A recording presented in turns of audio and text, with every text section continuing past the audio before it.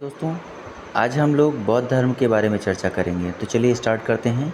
गौतम बुद्ध का जन्म कपिलवस्तु के निकट लुम्बिनी में 563 ईसा पूर्व में हुआ था। उनके पिता सुद्धोधन शाक्यगढ़ के प्रधान थे तथा माता माया देवी द्वारा अथवा महामाया कोलियगढ़ राज्य कोलिय वंश की कन्या थीं। गौतम बुद्ध के बचपन का नाम सिद्धार्थ था। इनके जन्म के कुछ दिनों बाद इनकी माता का देहांत हो गया, अतः इनका लालन पालन इनकी मौसी प्रजापति गौतमी ने किया। इनका विवाह 16 वर्ष की अल्पायु में शाक्य कुल की कन्या यशोधरा के साथ हुआ। उत्तरकालीन बौद्ध ग्रंथों में यशोधरा के अन्य नाम गोपा, बिंबा, भद्रकृष्णा आदि मिलते हैं। इनके पुत्र का नाम राहुल था। बुद्ध के जीवन में 4 दृश्यों का अत्यधिक प्रभाव पड़ा। ये थे वृद्ध व्यक्ति, बीमार व्यक्ति, मृतक तथा प्रसन्नचित्त सन्यासी। सिद्धार्थ ने पत्नी एवं बच्चों को सोते हुए छोड़कर गृह त्याग दिया। गृह त्याग के समय सिद्धार्थ की आयु 29 वर्ष थी। बौद्ध ग्रंथों में गृह त्याग को महाभिनिष्क्रमण की संज्ञा दी गई। सांख्य दर्शन के आचार्य अलार कलाम से वैशाली के समीप उनकी मुलाकात हुई। यहाँ से सिद्धार्थ राजगृह के समीप निवास करने वाले रुद्रक रामपुत नामक एक दूसरे धर्माचार्य के पास पहुँचे। इसके पश्चात सिद्धार्थ उरुवेला बोधगया पहुँचे। 6 वर्षों की कठिन साधना के पश्चात 35 वर्ष की अवस्था में बैसाख पूर्णिमा की रात को एक पीपल के वृक्ष के नीचे गौतम को ज्ञान प्राप्त हुआ। ज्ञान प्राप्ति के बाद वह बुद्ध कहलाए। बुद्ध का एक अन्य नाम तथागत मिलता है, जिसका अर्थ है सत्य। सत्य है ज्ञान जिसका। शाक्य कुल में जन्म लेने के कारण इन्हें शाक्य मुनि कहा गया। ज्ञान प्राप्ति के पश्चात गौतम बुद्ध ने अपने मत का प्रचार प्रारंभ किया। उरुवेला से वे सबसे पहले ऋषिपत्तन वर्तमान सारनाथ वाराणसी पहुँचे। यहाँ उन्होंने 5 ब्राह्मण सन्यासियों को प्रथम उपदेश दिया। इस प्रथम उपदेश को धर्मचक्र प्रवर्तन कहा जाता है। बुद्ध के जीवन से संबंधित बौद्ध धर्म के प्रतीक, घटना और प्रतीक: जन्म कमल एवं सांड, गृह त्याग घोड़ा, ज्ञान पीपल बोधि वृक्ष, निर्माण पदचिन्ह। राजगृह में उन्होंने द्वितीय, तृतीय तथा चतुर्थ वर्षाकाल व्यतीत किया। मगध के राजा बिंबिसार ने उनके निवास के लिए वेणुवन नामक महाविहार बनवाया। राजगृह से चलकर बुद्ध लिच्छवियों की राजधानी वैशाली पहुँचे, जहाँ उन्होंने 5वां वर्षाकाल व्यतीत किया। लिच्छवियों ने उनके निवास के लिए महावन में प्रसिद्ध कुटाग्रशाला का निर्माण करवाया। वैशाली की प्रसिद्ध नगरवधु आम्रपाली उनकी शिष्या बनी तथा भिक्षु संघ में निवास करने के लिए अपनी आम्रवाटिका प्रदान कर दी। ज्ञान प्राप्ति के 8वें वर्ष गौतम बुद्ध ने वैशाली में अपने प्रिय शिष्य आनंद के कहने पर महिलाओं को संघ में प्रवेश की अनुमति दी। बुद्ध की मौसी तथा विमाता संघ में प्रवेश करने वाली प्रथम महिला थीं। देवदत्त बुद्ध का चचेरा भाई था। यह पहले उनका अनुगत बना और फिर उनका विरोधी बन गया। वह बौद्ध संघ से बुद्ध को हटाकर स्वयं संघ का प्रधान बनना चाहता था, किंतु उसे इसमें सफलता नहीं मिली। बौद्ध धर्म का सर्वाधिक प्रचार कोसल राज्य में हुआ। यहाँ बुद्ध ने 21 वास किए। कोसल राज्य के अनाथपिंडक नामक धनी व्यापारी ने उनकी शिष्यता ग्रहण की तथा संघ के लिए जेतवन विहार प्रदान किया। भरहुत से प्राप्त एक शिल्प के ऊपर इस दान का उल्लेख है। इसमें जेतवन अनाथ पेंडिकों देति कोटिस सम्मत तेनकेता लेख उत्कीर्ण मिलता है। कोसल नरेश प्रसेनजित ने भी अपने परिवार के साथ बुद्ध की शिष्यता ग्रहण की थी तथा संघ के लिए पूर्वाराम नामक विहार बनवाया। बुद्ध ने अपने जीवन की अंतिम वर्षा ऋतु वैशाली में बिताई। अपने मत का प्रचार करते हुए वे मल्लों की राजधानी पावा पहुँचे, जहाँ वे चुंद नामक लुहार की आम्रवाटिका में ठहरे। उसने बुद्ध को सूकर मद्दव खाने को दिया। इससे उन्हें रक्तातिसार हो गया। फिर वे पावा से कुशीनारा चले गए और यहीं पर सुभद्र को उन्होंने अपना अंतिम उपदेश दिया। कुशीनारा मल्लगढ़ राज्य की राजधानी में 483 ईसा पूर्व में 80 वर्ष की अवस्था में उन्होंने शरीर त्याग दिया। बौद्ध ग्रंथों में इसे महापरिनिर्वाण कहा जाता है। महापरिनिर्वाण सूत्र में बुद्ध की शरीर धातु के दावेदारों के नाम हैं: मगध नरेश, अजातशत्रु, वैशाली के लिच्छवी, पावा के मल्ल, कपिलवस्तु के शाक्य, रामगान के कोलीय, अलकप के बुली, पिपलिवन के मौर्य तथा वेठद्वीप के ब्राह्मण। बुद्ध के प्रथम उपदेश को धर्मचक्र प्रवर्तन की संज्ञा दी जाती है। उनका यह उपदेश दुख के कारण उसके समाधान से संबंधित था।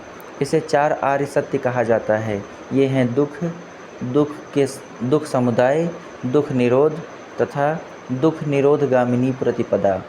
बुद्ध के अनुसार दुख का मूल कारण अविद्या के विनाश का उपाय अष्टांगिक मार्ग है।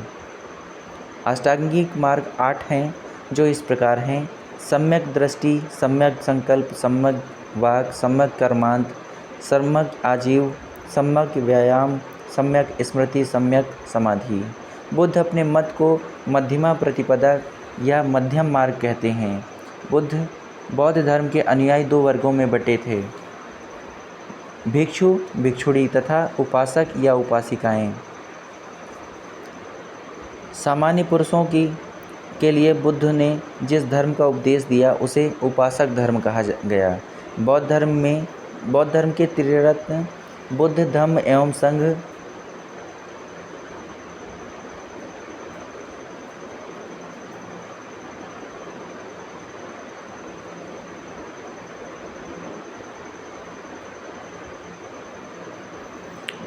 बुद्ध, धम्म एवं संघ हैं। बौद्ध संगीतियाँ: क्रम, वर्ष, स्थान, अध्यक्ष, शासक।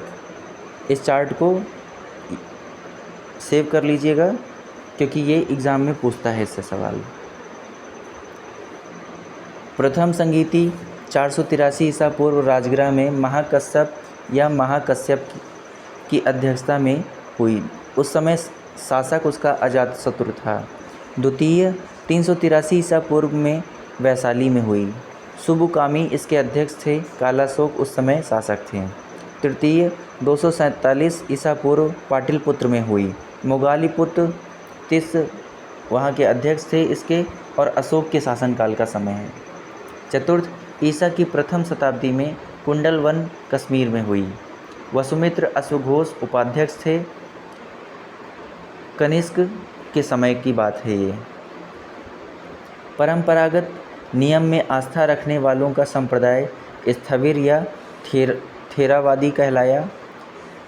इनका नेतृत्व महाकच्चायन ने किया। परिवर्तन के साथ नियम को स्वीकार करने वालों का संप्रदाय महासांघिक कहलाया।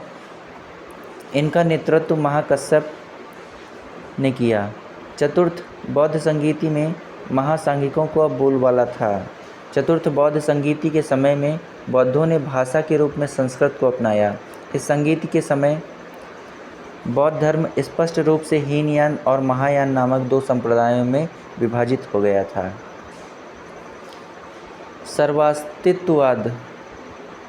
सर्वास्तित्ववाद आगे चलकर वैभाषिक या सौत्रांतिक में विभाजित हुआ। वैभाषिक मत की उत्पत्ति मुख्य रूप से कश्मीर में हुई। वैभाषिक मत के प्रमुख आचार्य हैं धर्मत्रात, घोषक, बुद्धदेव, वसुमित्र आदि। सौत्रांतिक संप्रदाय सुत्त पिटक पर आधारित है। शून्यवाद माध्यमिक के प्रवर्तक नागार्जुन हैं, जिसकी प्रसिद्ध रचना माध्यमिक कारिका है। नागार्जुन के अतिरिक्त इस मत के अन्य विद्वान थे चंद्रकीर्ति, शांतिदेव, शांतिरक्षित, आर्यदेव आदि। नागार्जुन की तुलना मार्टिन लूथर से की जाती है। ह्वेनसांग ने उसे संसार के 4 मार्गदर्शक शक्तियों में से एक कहा। उसे भारत का आइंस्टीन भी कहा जाता है। चीनी मान्यता के अनुसार नागार्जुन ने चीन की यात्रा कर वहाँ बौद्ध शिक्षा प्रदान की थी। विज्ञानवाद अथवा योगाचार संप्रदाय की स्थापना मैत्रेय अथवा मैत्रेयनाथ ने किया था। असंग तथा वसुबंधु ने इसका विकास किया। वज्रयान या सर्वाधिक विकास 8वीं शताब्दी में हुआ। वज्रयान का सर्वाधिक विकास 8वीं शताब्दी में हुआ। इसके सिद्धांत आर्य, मंजूश्री, मूलकल्प तथा गुह्य समाज नामक ग्रंथों में मिलते हैं। इसने भारत में बौद्ध धर्म के पतन का मार्ग प्रशस्त किया। बौद्ध धर्म में क्षणिकवाद को स्वीकार किया गया है। बुद्ध ने स्वयं अनित्यवाद के सिद्धांत का प्रतिपादन किया। मैत्रेय को बौद्ध परंपरा में भावी बुद्ध कहा गया। अवलोकितेश्वर प्रधान बोधिसत्व हैं।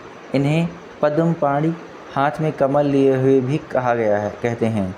इनका प्रधान गुण दया है। मंजूश्री के एक हाथ में खड्ग तथा दूसरे हाथ में पुस्तक रहती है। इनका मुख्य कार्य बुद्धि को प्रखर करना है। बौद्ध धर्म के आरंभिक ग्रंथों को त्रिपिटक कहा जाता है। यह पाली भाषा में रचित है। बुद्ध के महापरिनिर्वाण के पश्चात उनकी शिक्षाओं को संकलित कर 3 भागों में बांटा गया। इन्हीं को त्रिपिटक कहते हैं। यह हैं विनय पिटक, सुत्त पिटक तथा अभिधम्म पिटक। विनय पिटक में संघ संबंधी नियम तथा दैनिक जीवन संबंधी आचार विचारों, विधि निषेधों आदि का संग्रह है। सुत्त पिटक में महात्मा बुद्ध के उपदेशों का संग्रह है। अभिधम्म पिटक में बौद्ध धर्म के दार्शनिक सिद्धांतों का संग्रह मिलता है। अट्टकथाएँ त्रिपिटकों के भाष्य के रूप में लिखी गईं। सुत्त पिटक की अट्ठकथा महाअट्ठक तथा विनय पिटक की अट्ठकथा कुरुंदी है। अभिधम्म पिटक की अट्ठकथा मूल रूप से सिंहली भाषा में महापच्चरी है। बौद्धों का वह धर्म ग्रंथ जिसमें गौतम बुद्ध के पूर्ववर्ती जन्म की कथाएं संकलित हैं, जातक कहलाता है। यह पाली भाषा में है। बौद्ध ग्रंथ एवं उनके रचनाकार मिलिंद पन्नों की नागसेन ने रचना की। बुद्धचरित, सौंदरानंद, सारिपुत्र प्रकरण ग्रंथ की रचना अश्वघोष ने की है। माध्यमिक कारिका की रचना नागार्जुन ने की है। विशुद्ध मग्न बुद्धघोष ने लिखा। अभिधम्म कोश वसुबंध ने लिखी थी। बुद्ध की भूमि स्पर्श मुद्रा से तात्पर्य अपने तप की शुचिता और निरंतरता को बनाए रखने से है। भूमि स्पर्श मुद्रा की सारनाथ की बुद्ध मूर्ति गुप्त काल से संबंधित है। प्राचीन काल में बौद्ध शिक्षा के 3 प्रमुख केंद्र थे, नालंदा, वल्लभी और विक्रमशिला। नालंदा महायान बौद्ध धर्म की तथा वल्लभी हीनयान बौद्ध धर्म की शिक्षा का प्रमुख केंद्र है। विक्रमशिला महाविहार की स्थापना पाल नरेश धर्मपाल ने की थी। उसने यहाँ मंदिर तथा मठ भी बनवाए थे। 5वीं शताब्दी के मध्य गुप्तों के समय में नालंदा विश्वविद्यालय अस्तित्व में आया।